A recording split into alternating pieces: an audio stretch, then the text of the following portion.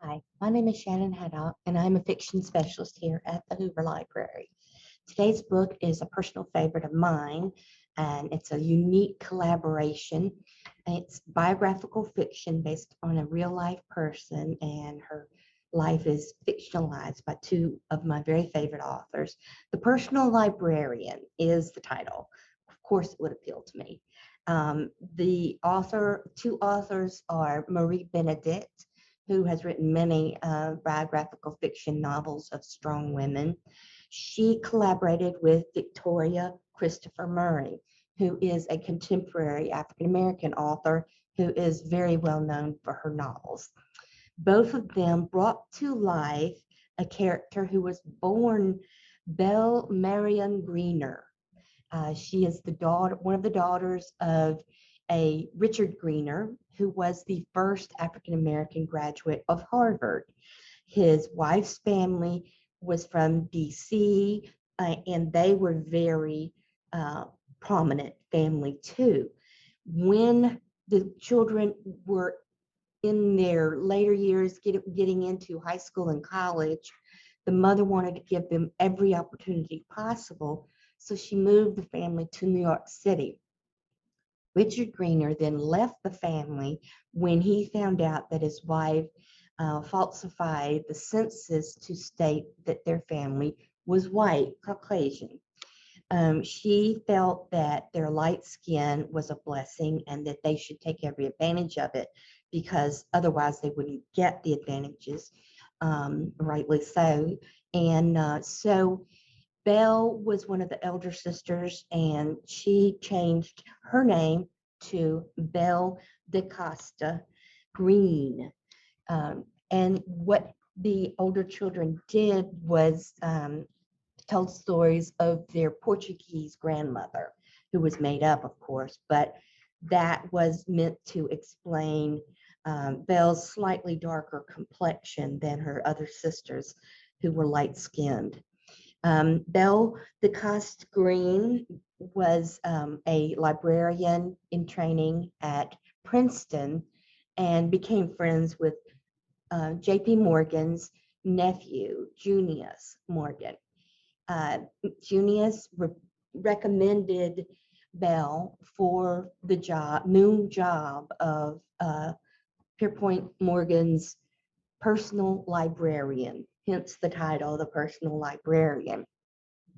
And so you get a great, this was in 1905 when she was hired, so quite a long time ago.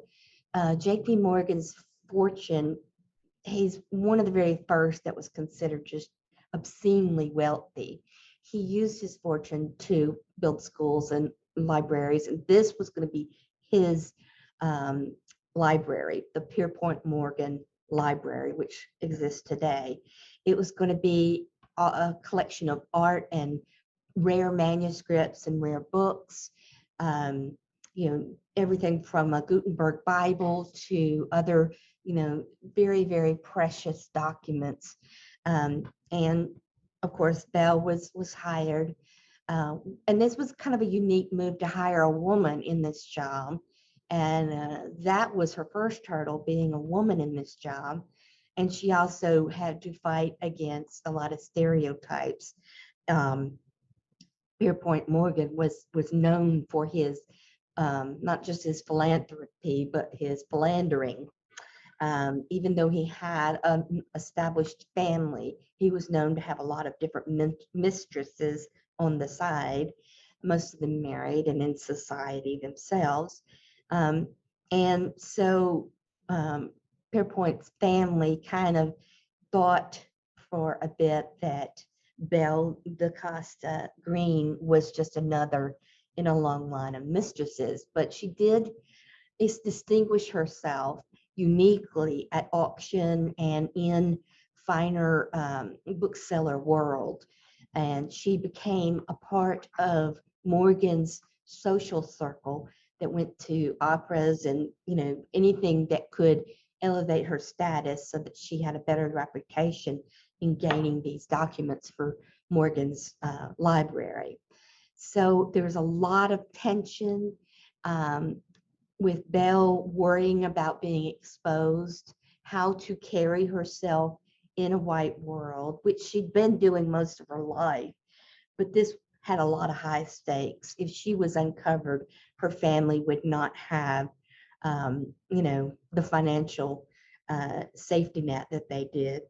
And there was also some sexual tension between Belle and Pierpont, which is written very well. All of this talks about a really early 20th century and the unique wealth that was gained. And as Belle gains prominence in her successes, you learn more about her story. It's very, very, very interesting. And I think this collaboration was brilliant. As I said, The Personal Librarian is one of my very favorites for 2021, and you can get it at the library in any format. Enjoy it as I did. Thank you.